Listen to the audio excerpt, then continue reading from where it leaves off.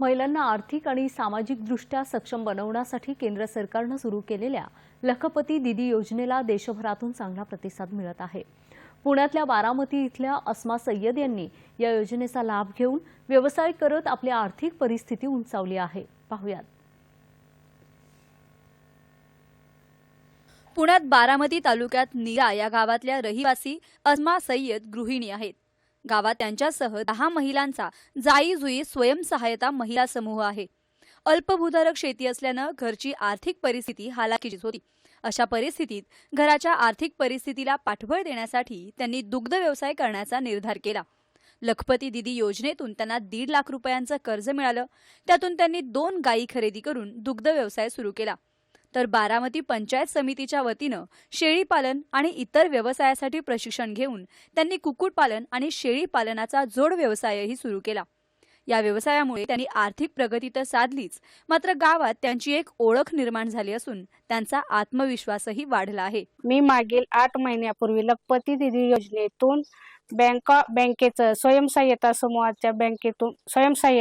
समूहातून मी 1.5 लाख रुपये कर्ज उचलून या 2 गायी घेतल्या। त्या 2 गायीतून मला आता 40 लिटर दूध रोजचं उत्पन्न आहे। 30 रुपये लिटर प्रमाणे मला रोजचं इन्कम 1200 रुपये, महिन्याचा इन्कम 36,000 रुपये येतो। त्यातूनच मी कुक्कुटपालन एक छोटासा व्यवसाय केला।